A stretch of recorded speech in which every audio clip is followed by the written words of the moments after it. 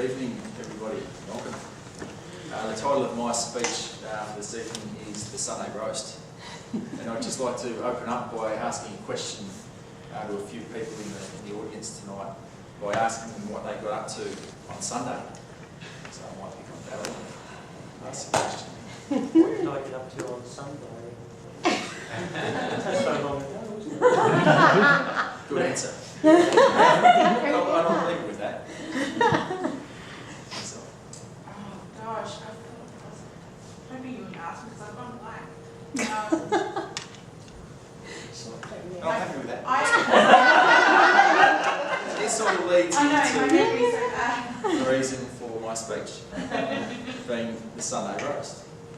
Because Sunday was traditionally a time of rest and relaxation, and a time when we caught up with family and friends, and we charged the batteries and went to church.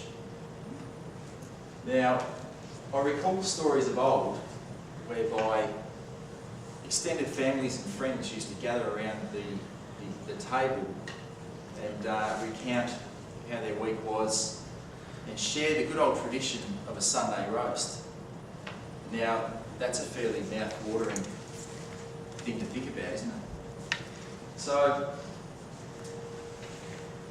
my dear old gran recalled a story for me just recently whereby one single chicken would feed a whole family of 6. Now, along with trimmings and roast vegetables, of course.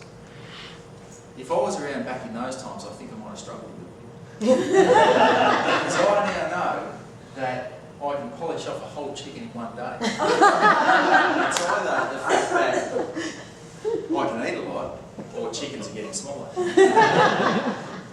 So I decided a couple of weeks ago to dust off the apron and bring back the Sunday roast.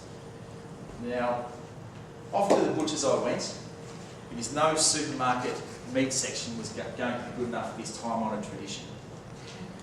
So into the butcher's I walked, and I was met with the sweet smell of freshly butchered meat.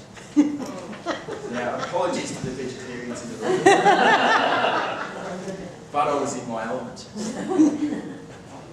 The conundrum was, which cut of meat do I choose? I felt like a hunter stalking its prey.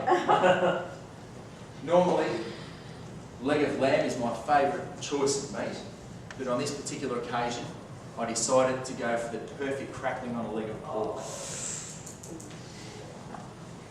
So, home I go, and I begin the process. The oven goes up to 250 degrees Celsius, the perfect temperature for getting the crackling started. I begin to process the meat, scoring the skin, rubbing with oil and sprinkling with rock salt.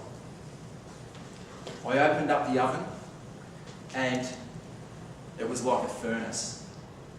I put the meat in and the process began. Half an hour went by and it was time to turn the oven down. In the meantime, I prepared the potatoes by parboiling them to soften them up, score the skin and sprinkled them with oil. They went into the oven at this time also. The next thing, the piece de resistance, the gravy.